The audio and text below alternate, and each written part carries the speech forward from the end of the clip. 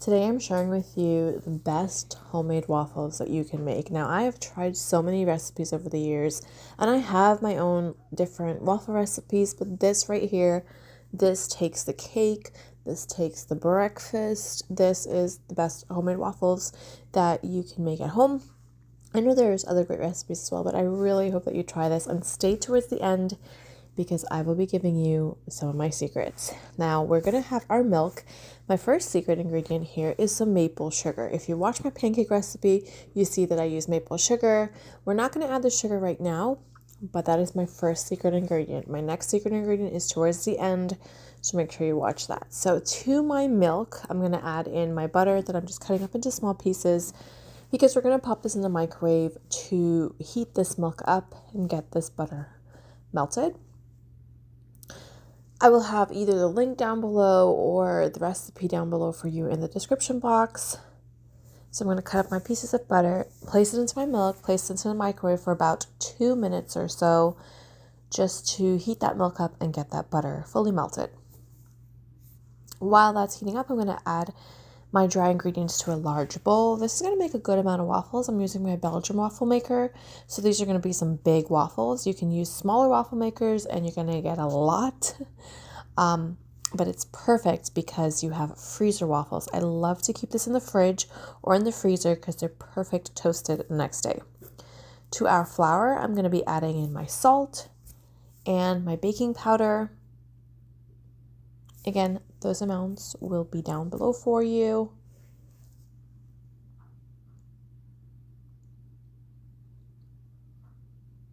That was my salt. Here comes my baking powder. And it might seem like a lot of baking powder, but remember this is a lot of waffles. It's making a good amount of batter. And again, I'm using my Belgian waffle maker, so it's going to be thick, big, amazing, wonderful waffles.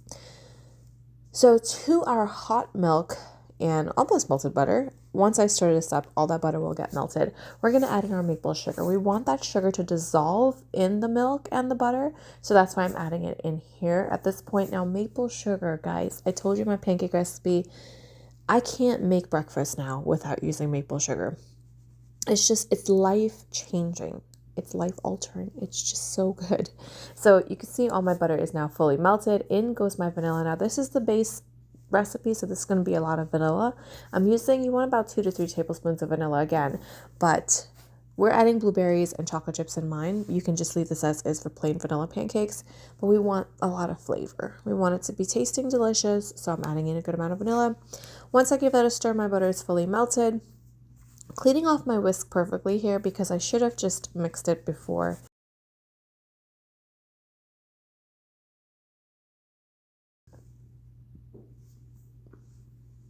You want to make sure and stir your dry ingredients really well because you don't want to have clumps of baking powder. There's a good amount of baking powder in there. Want to make sure that it's evenly distributed. I'm having a cup of coffee here, iced coffee. So while my milk is cooling, because we have to add our eggs, I'm going to get my other ingredients prepared. I'm using some wild blueberries for some, as well as some mini chocolate chips for others.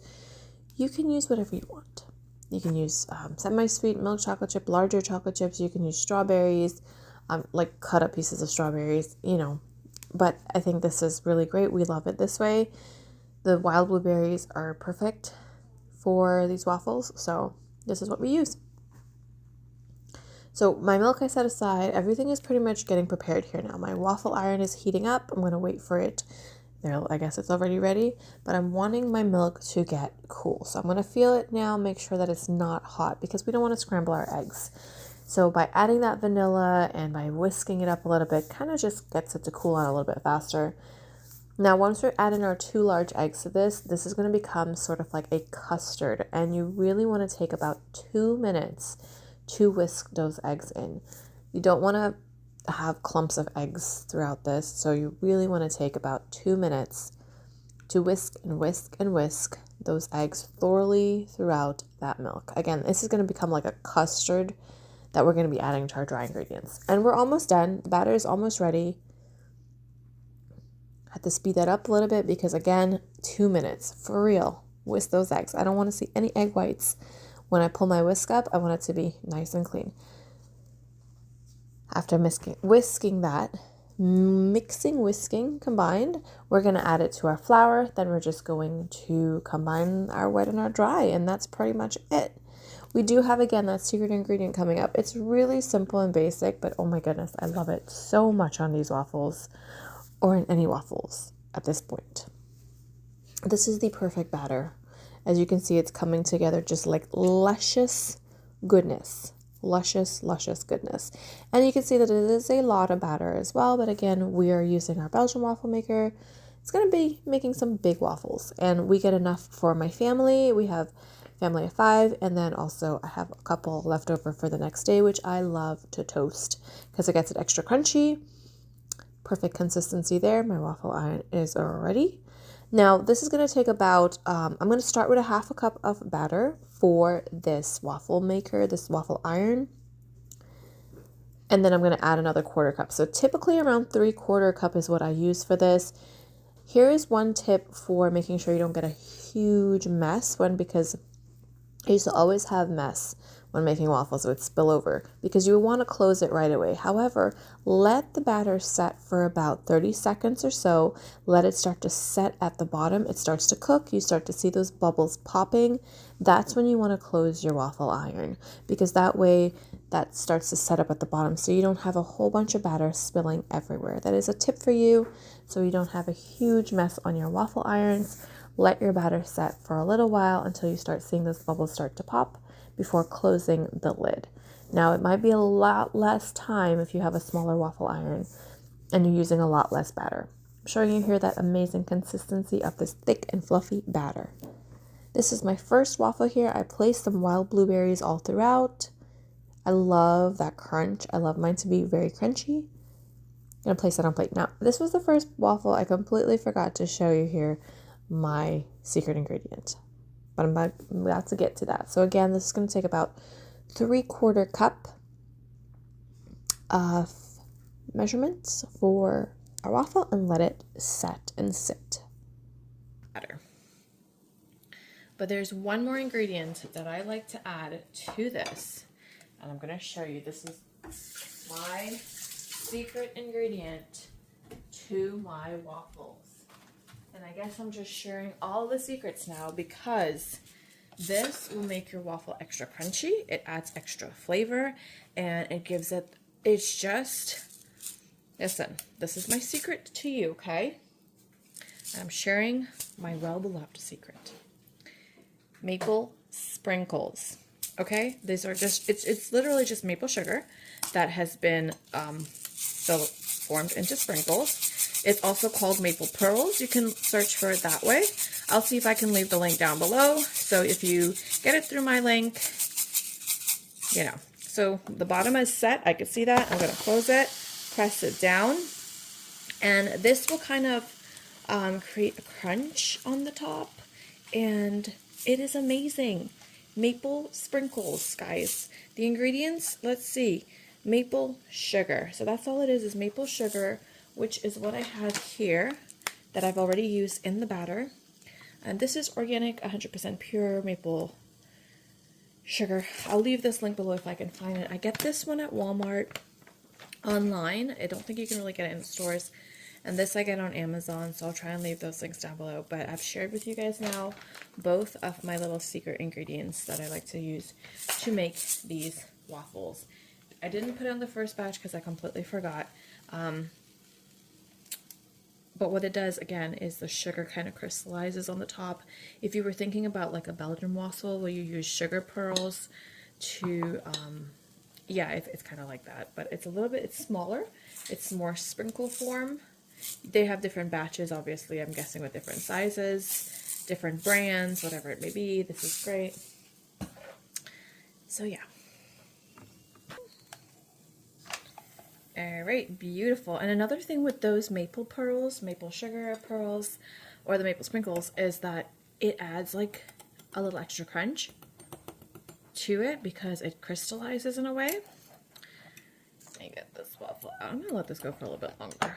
Again, I like my waffles extra crunchy.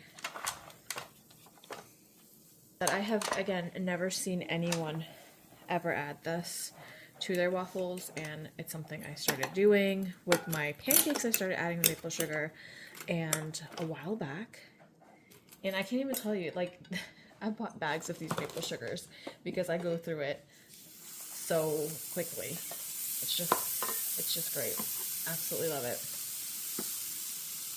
So if you want to help a girl out, you can get it from my link down below, which I shall leave. Hopefully, Lord willing, if I remember.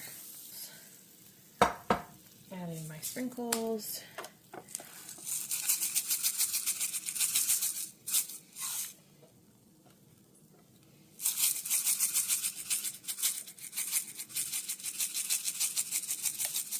I like to go heavy because, again, it's very small. It's not very high in calories or anything, but it's really high in crunch and high in flavor. That is set. I'm going to close it. This is 10 calories, even though I've got blueberries everywhere. 10 calories per teaspoon, so it's not high in calories at all or anything. It's just really yummy. Beautiful. I love it dark and golden and crunchy and crispy. I am finished on my... I can't speak today. I am finishing off the rest of my waffles with these mini chocolate chips. You can use larger chocolate chips if you want, but I really like to have the mini ones, especially if you're making smaller waffles. The mini chocolate chips work perfectly with those. And just gonna, again, let them sit, add my maple sprinkles while it's setting. I'm telling you, give this a try. And if you try it, let me know down below in the comments, because I love to hear from you guys, and I would love to hear if you love the maple sprinkles and the maple sugar as much as I do. Just give the maple sugar a whiff. Just give it take a whiff of it. Oh my goodness, it smells so good. I love it. I've added some to my coffee, so it's great. You can add it all about. Try and leave the link down below again if I remember. So here is my nice crispy, crunchy waffles. I love mine extra crunchy because I think that's what makes a waffle a waffle. It's got to be crunchy on the outside and soft and fluffy on the inside, which these are. They're very fluffy on the inside and crunchy on the outside. And that is it. Super easy, basic ingredients except the maple sugar. If you don't have maple sugar, just use brown sugar. You see how nice and fluffy these are. They're delicious. I hope you give them a try. And I'll see you guys next time. Bye-bye.